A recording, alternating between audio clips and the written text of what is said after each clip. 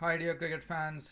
This is Ram with Cricket Happenings, and we are looking at the fourth day's play in the first Test match of the Border Gavaskar Trophy held at Mohali in Chandigarh. What a day it has been! A day in which 14 wickets fell, and the match is really absolutely set right now. In fact, Australia were bowled out in their second innings for 192, which was this was something which was unexpected, but a tremendous bowling from the Indian bowlers. Each and every one bowled well. In fact, was they shared the wickets. Zahir Khan 3 for 43, 3 for 34 for Ishan Sharma, who missed the first innings where he was injured, but he came back very strongly. Two wickets for the spinners Harbhajan Singh and Pragyan Oja, and they finished it off. Australia were bowled out for 192. But going into the fifth day, the India were also India the second innings were given a target of 216, and they finished at 55 for 4 at the end of the day on the fourth day, with a fine prospect of play tomorrow on the fifth day. Well, Ben Hilfenhaus has bowled splendidly. In fact, he took 3 for 22.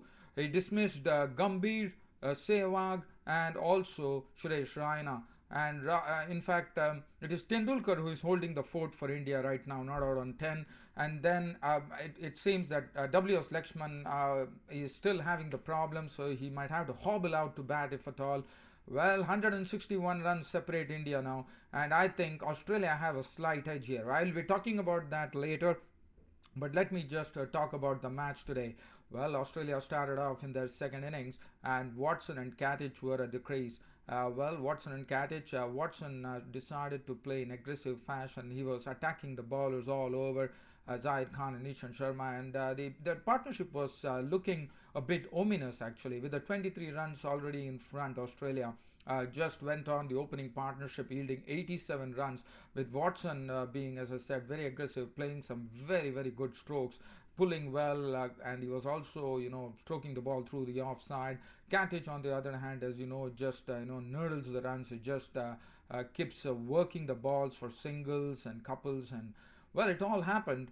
And at the score on 87, everything started. Australia's innings started going downhill, and the person who actually provided the breakthrough, it was Ishan Sharma. Now, Ishan Sharma, one would remember, didn't actually bowl in the first innings, and I was just thinking, like, what difference would it have been made had he been fully fit and bowled.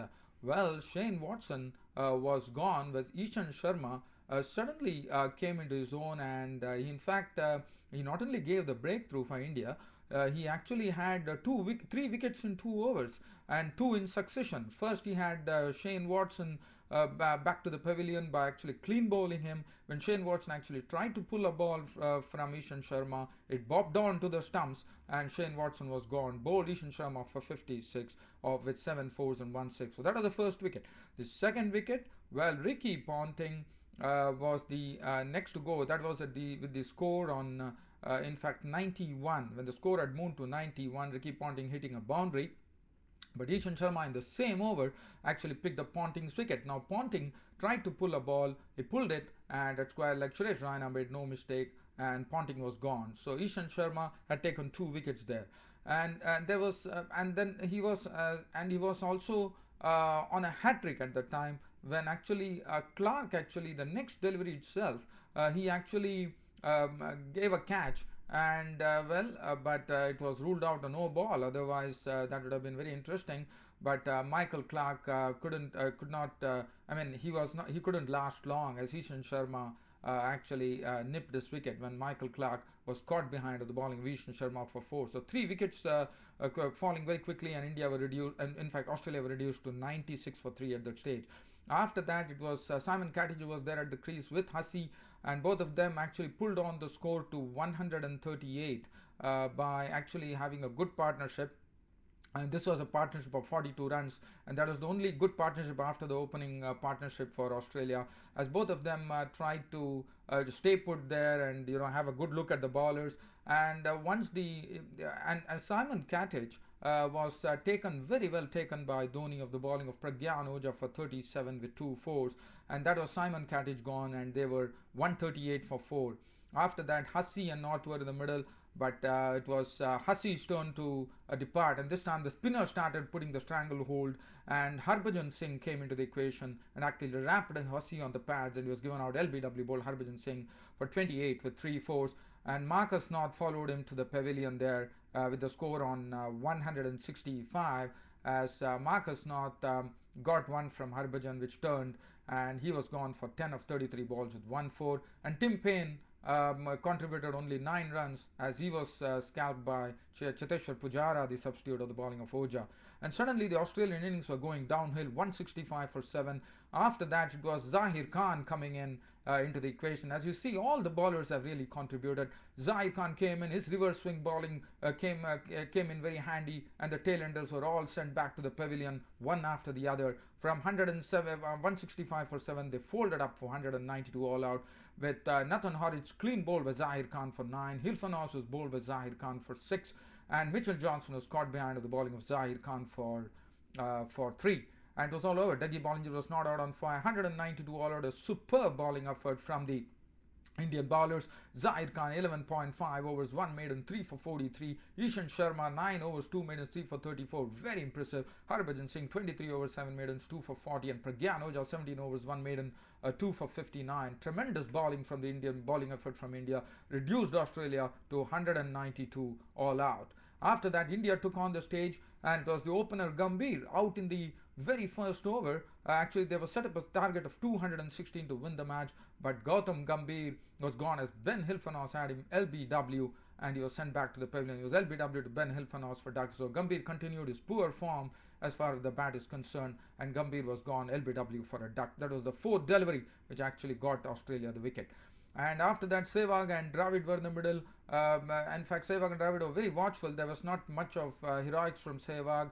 Dravid, in fact, Sehwag was playing responsibly. Dravid was, as usual, is a very responsible player. But after that, Dougie Bollinger came in, and Dravid actually was caught behind by Paine of the bowling of Bollinger for 13. India were 31 for 2.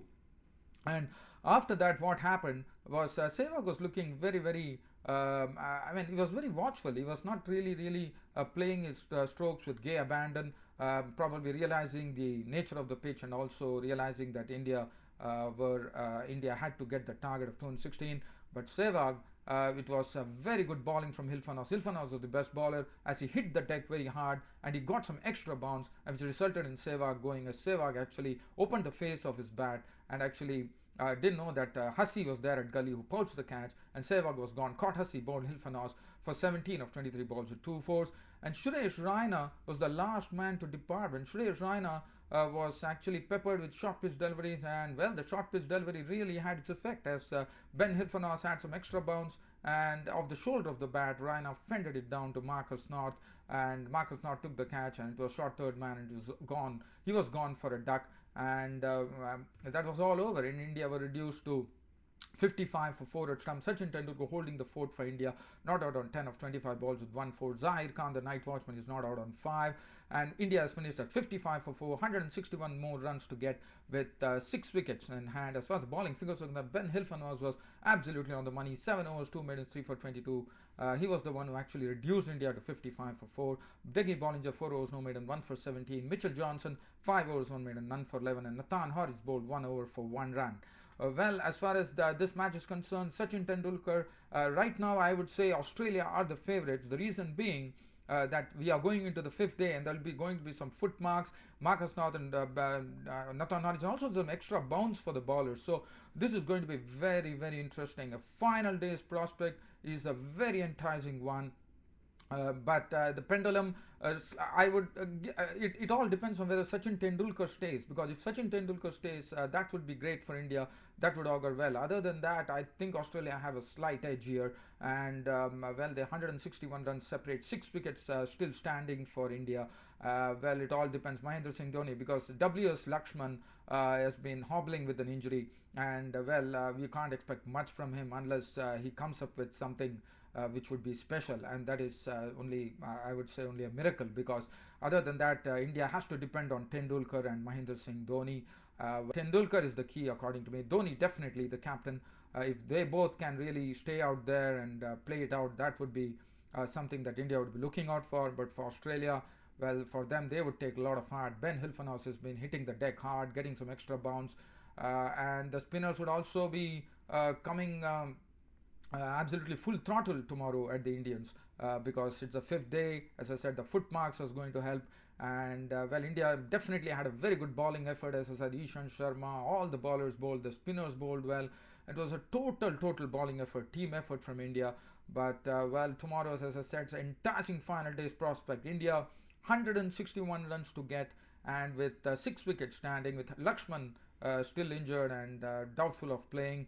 But as far as Australia is concerned, they have 6 wickets to take. But I think, as I said, Australia have a slight edge over here. But it all depends. So 161 runs get to 6 wickets on a final day is not so easy.